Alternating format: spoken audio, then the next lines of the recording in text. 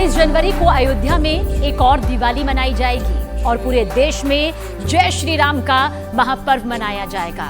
22 जनवरी की ही वो तारीख होगी जब अयोध्या में भव्य राम मंदिर की प्राण प्रतिष्ठा होगी। लेकिन सवाल यह है कि 22 जनवरी की तारीख को ही आखिर क्यों चुना गया? इसके पीछे की पौराणिक और धार्मिक दोनों वजहों को जानना जरूरी है। तो आपको दिखाते हैं इस रिपोर्ट में 22 जनवरी को वो कौन सी आखिर शुभ घड़ी आने वाली है।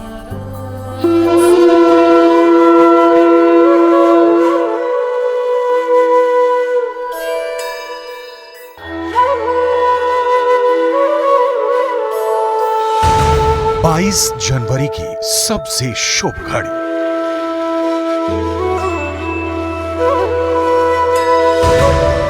राम की नगरी में मनेगी सांस्कृतिक स्वाधीनता।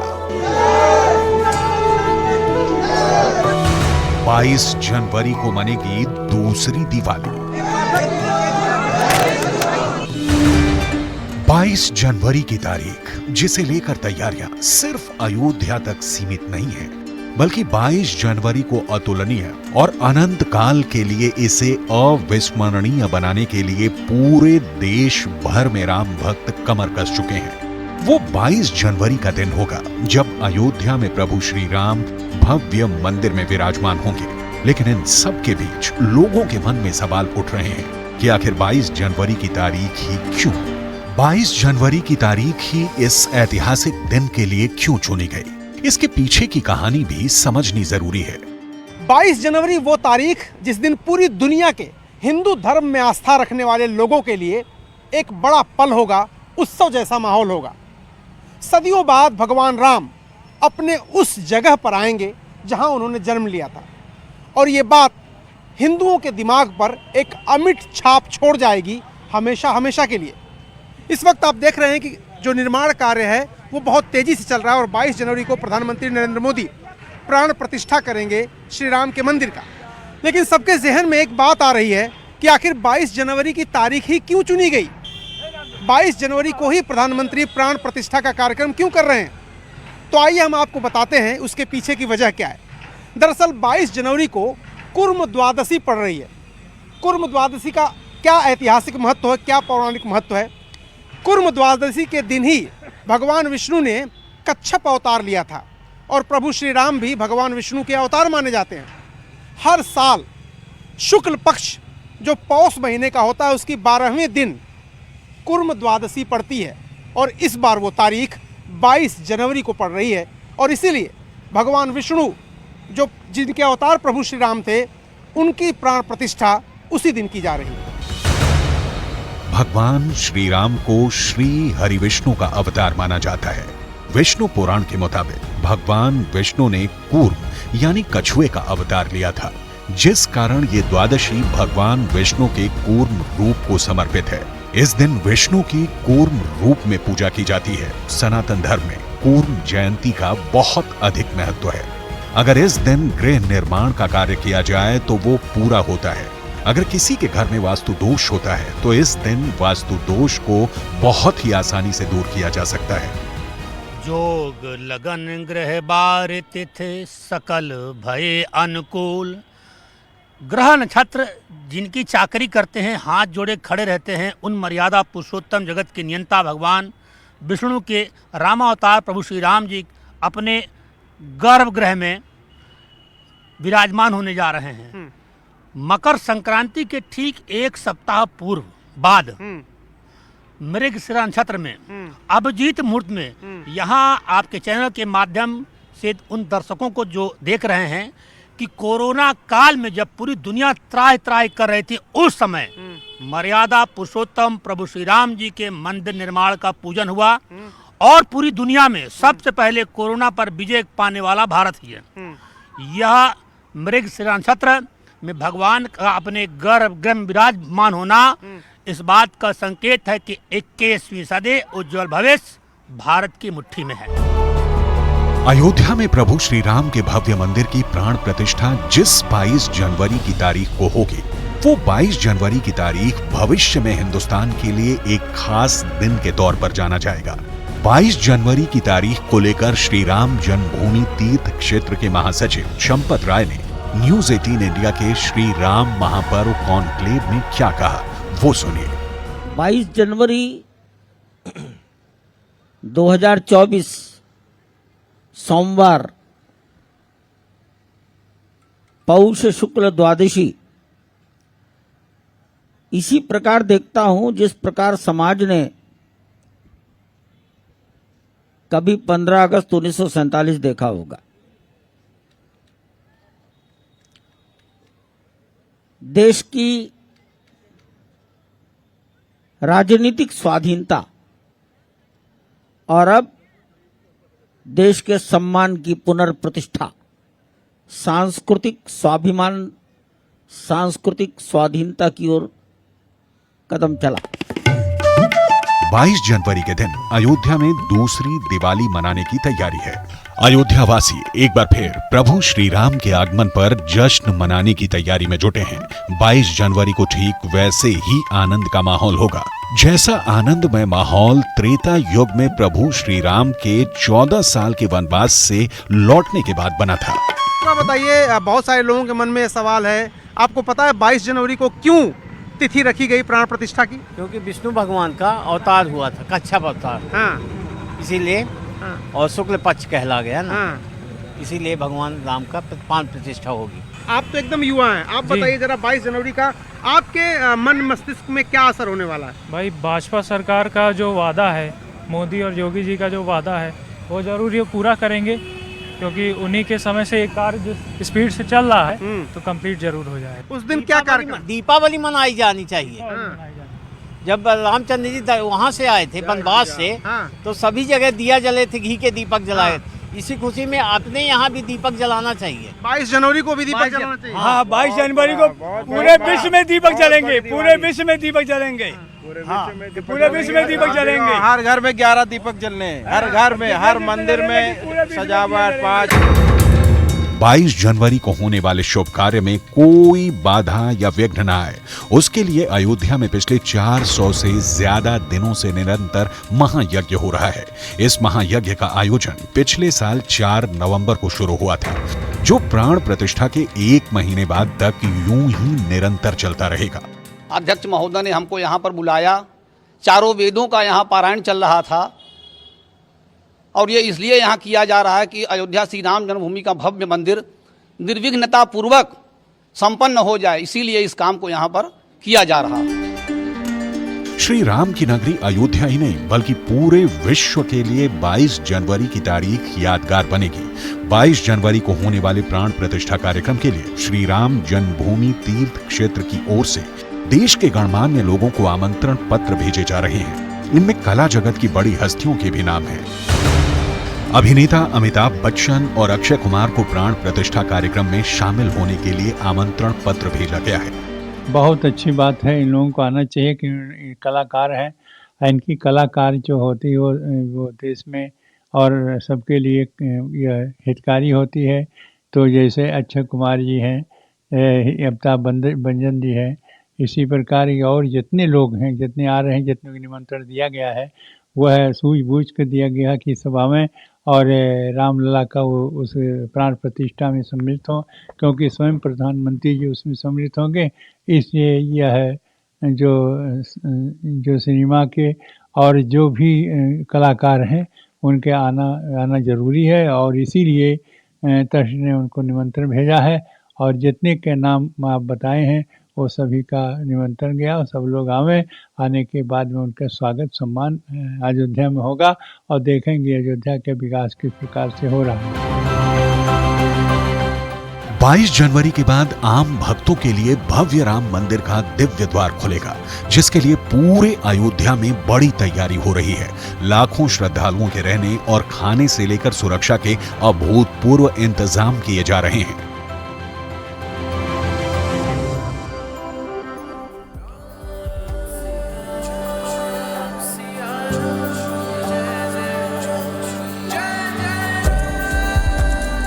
अयोध्या तैयार है, पूरी दुनिया बेताब है, श्रद्धालु बेसब्र हैं, प्रतीक्षा की घड़ियां खत्म होने वाली है। श्री राम के बाल स्वरूप रामलला के नए रूप के दर्शन होने वाले हैं, और जो रामलला के दर्शन के लिए अयोध्या आने की तैयारी में है, उनके लिए खुशखबरी है कि अयोध्या में टेंट सिटी बनकर अब तैयार है, जहां पर हर तरह की सुविधाएं मौजूद हैं ताकि राम भक्तों को किसी भी तरह की कभी भी कोई तकलीफ यहां होने ना पाए।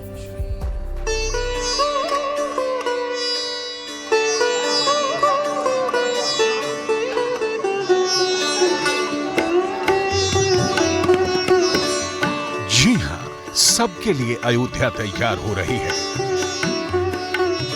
देश ही नहीं, विश्व के किसी भी कोने से यहां हर किसी का स्वागत है और जो लोग यहां पहुंचेंगे उनके लिए पूरी व्यवस्था भी की गई है। मुश्किल से 1 महीने का समय बचा है। देश भर से आए स्वयंसेवक अयोध्या को तैयार करने में जुटे हैं।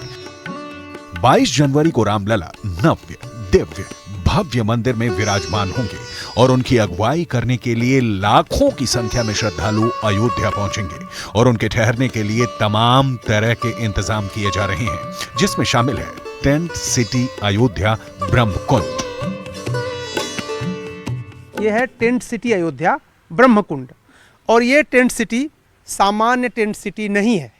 एक तरह से 5 स्टार स्तर की ये टेंट सिटी है और इसको ठीक राम जन्मभूमि पर जो मंदिर बन रहा है उससे लगभग 150 से 200 मीटर की दूरी पर यह जगह अयोध्या विकास प्राधिकरण और प्राइवेट कंपनी के बीच समझौते के तहत इसको डेवलप किया गया है और इसमें 30 कॉटेज हैं। और अगर आप इन कॉटेज को देखेंगे और जो कि अंदर मैं आपको लेके चल रहा हूँ दिखाऊंगा, ये बहुत ही गुणवत्ता वाले कॉटेज हैं, बहुत ही खूबसूरत बने हैं और बहुत ही सुंदर हैं। इनको देखने में आपको लगेगा कि आप अयोध्या में नहीं है, आपको लगेगा कि उस स्तर की फैसिलिटी नहीं है। 5 स्टार स्तर की फैसिलिटी है और सब कुछ यहाँ पर आपको मॉडर्न लुक में दिखाई देगा।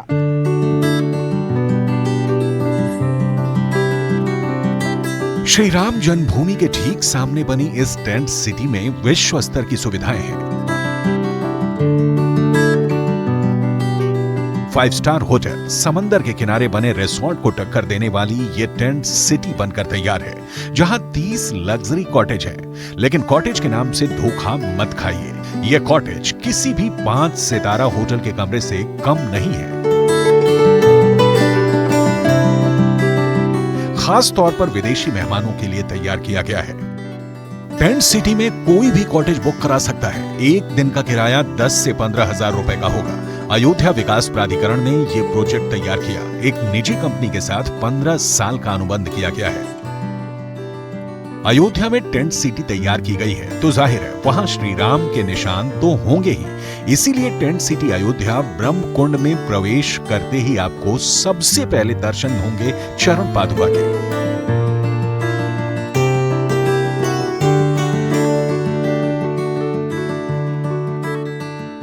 यहाँ पर देखिए चरण पादुका रखी हुई है और चरण पादुका का महत्व कौन नहीं जानता। इसी तरह से प्रभु श्री राम की चरण पादुका लेकर के भरत वापस लौटे थे और उन्होंने सालों तक उनकी चरण पादुका को ही रख करके राज किया था सिंहासन पर और उन्होंने चरण पादुका को ही एक तरह से राजा का दर्जा दे दिया था। मान्यता और श्रद्धा के साथ इसी चरण पादुका को रख करके उन्होंने राज किया था। तो ये जो टेंट सिटी है ये देश ही नहीं दुनिया से भी जो विदेश से लोग आएंगे प्रभु श्री राम के दर्शन करने, उस स्तर की व्यवस्था उनको प्रोवाइड करेगा। उनके रहने के लिए, खाने के लिए प्रबंध यहाँ पर किया गया है, कंप्लीट व्यवस्था है।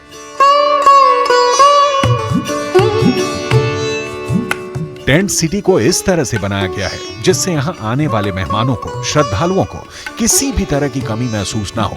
उनके रहने और खाने के साथ साथ रोजाना की जरूरतों को भी ध्यान में रखा गया है। सबसे पहले देखिए कि जो टेंट वाला कमरा तैयार किया गया है उसके बाहर क्या व्यवस्था है। आप जरा तस्वीरें देखिए, यहाँ पर बीच में लोगों को बैठने के लिए कुर्सियां हैं। 30 कॉटेज हैं और प्रीमियम कॉटेज हैं और लोगों को बैठने के लिए देखिए बीच में कुर्सियां लगाई गई हैं। ऊपर देखिए किस तरह से कनात लगाई गई है जो लुक दे रहा है जैसे रिसॉर्ट, किसी भी जो समुद्र के किनारे बसे शहर हैं वहाँ पर रिसॉर्ट बनते हैं। आपको अगर तस्वीरों में दिखाई दे रहा है तो दोनों तरफ लैंडस्केपिंग खूबसूरत है। कॉटेज में लालटेन लगी हुई है, बाहर कुर्सियां रखी हैं जिस तरह से समुद्र के किनारे जो रिसॉर्ट बनते हैं उसमें रखी रहती हैं। आपको और चीज़ें दिखाएं जो सुविधा यहाँ मिलने वाली हैं, वो सुविधा क्या क्या है।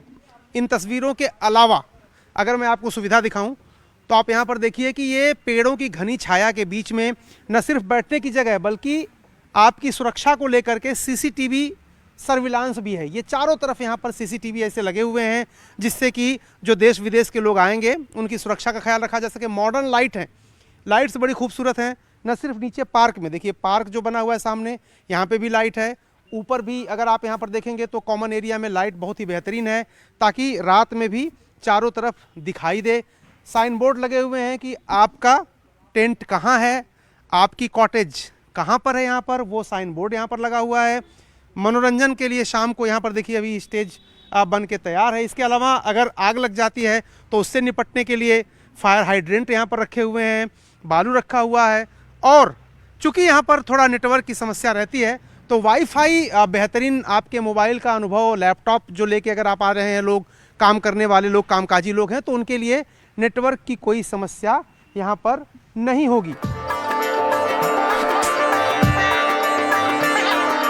अयोध्या को आध्यात्मिक राजधानी के तौर पर विकसित किया गया है। ऐसे में राजधानी की सुविधा भी राजधानी जैसी होनी चाहिए। और फिलहाल अभी अयोध्या में कोई 5 स्टार होटल तो नहीं है, लेकिन 5 स्टार होटल की तरह यहाँ पर ये टेंट सिटी तैयार है। और यहाँ टेंट के अंदर जो कमरा है उसे आप देखिए, ये भी बेमिसाल है। इतना ही नहीं, एक होटल में जैसे खाने के लिए रेस्टोरेंट बने होते हैं, यहाँ भी एक डाइनिंग हॉल तैयार किया गया है जहाँ अपनी पसंद के खाने का लुत्फ उठाया जा सकता है। साफ सुथरा डाइनिंग हॉल है और वही जो स्टैंडर्ड है इसका, 5 स्टार होटल का जो स्टैंडर्ड होता है उस स्टैंडर्ड का जो डाइनिंग हॉल है। यहाँ पर कुर्सियाँ लगी हुई हैं और पानी रखा हुआ, ग्लास रखी हुई है और अभी तो ये ऑपरेशनल होने वाला है।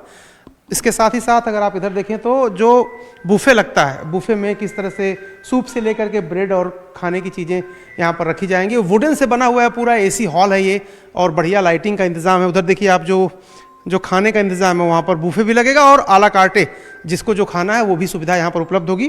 तो अगर आप देखें पूरे कॉटेज को तो एक एक्सपीरियंस बहुत ही बेहतरीन होने वाला है। जो लोग बाहर से आ रहे हैं, जो इंटरनेशनल ट्रैवलर्स हैं, जिनको एक वर्ल्ड क्लास फैसिलिटी चाहिए, वो इस फैसिलिटी में आ सकते हैं और दर्शन के साथ साथ यहाँ रहने का अपना अनुभव भी बेहतरीन बना सकते हैं। अयोध्या में ऐसी 2 टेंट सिटी तैयार की गई हैं और ऐसा नहीं है कि ये टेंट सिटी सिर्फ अभी के लिए है, आने वाले समय के लिए भी ये टेंट सिटी यहीं रहेंगी। अयोध्या विकास प्राधिकरण ने निजी कंपनी से इसके लिए 15 साल का कॉन्ट्रैक्ट किया है ताकि आने वाले समय में भी अयोध्या पहुंचने वाले श्रद्धालुओं, पर्यटकों और मेहमानों को किसी भी तरह की दिक्कत का सामना ना करना पड़े।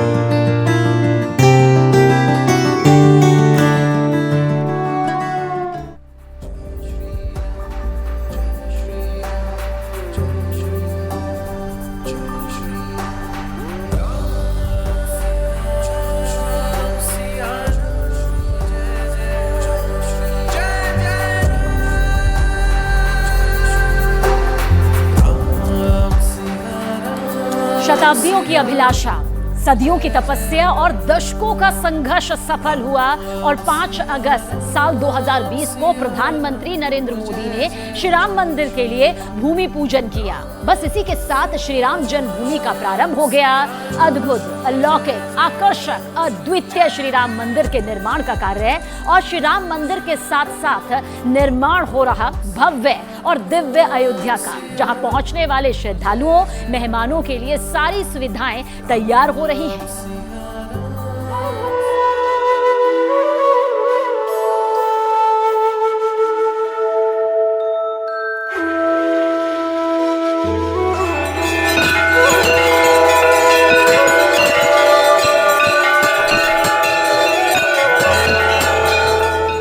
रामलला अपने नए घर में आने वाले हैं।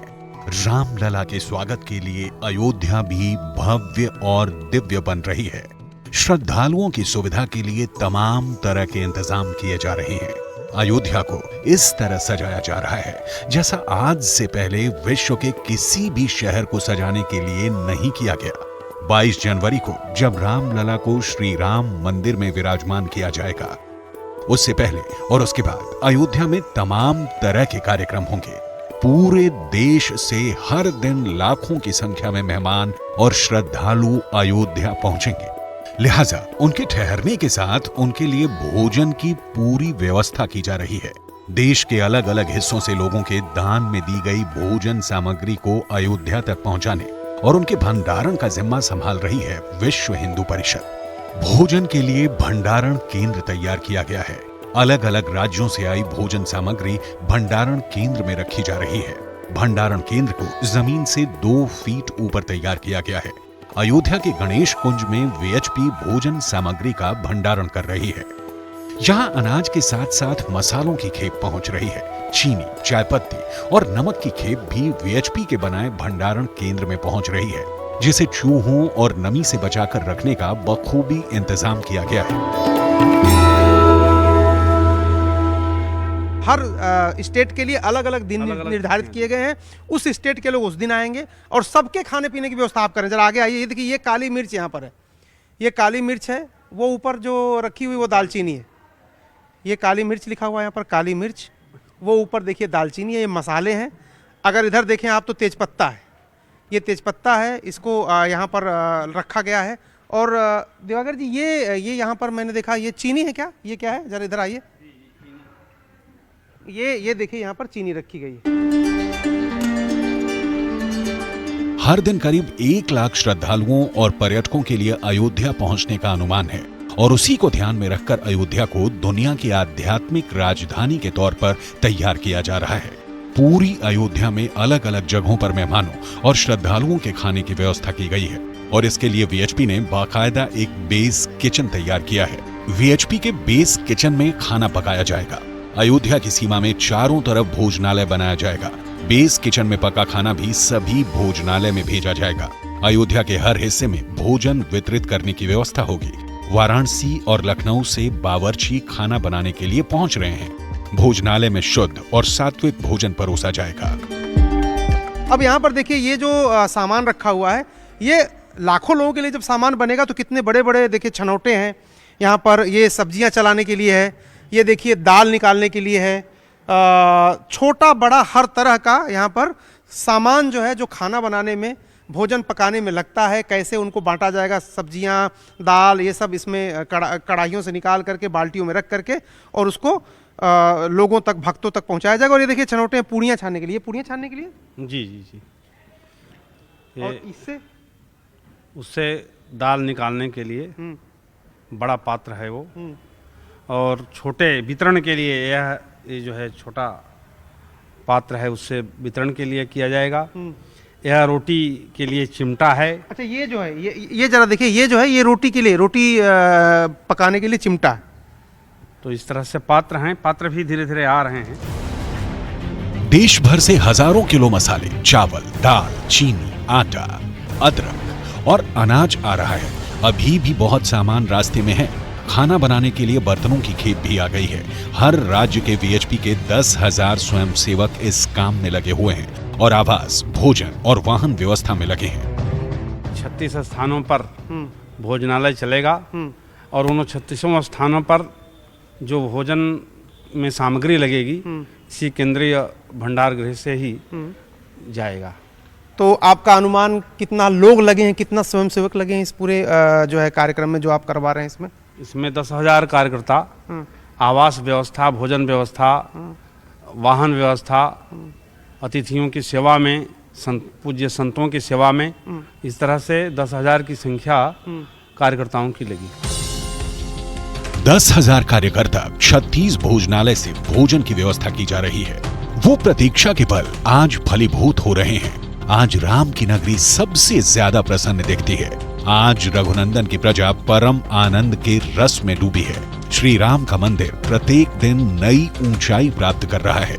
अयोध्याधीश, त्रिलोक रक्षक, मर्यादा पुरुषोत्तम श्री राम की जन्मभूमि पर उनके निज आवास का निर्माण जिस तेजी से चल रहा है, उसी तेजी से उनके स्वागत के लिए अयोध्या भी हर तरीके से तैयार हो रही है।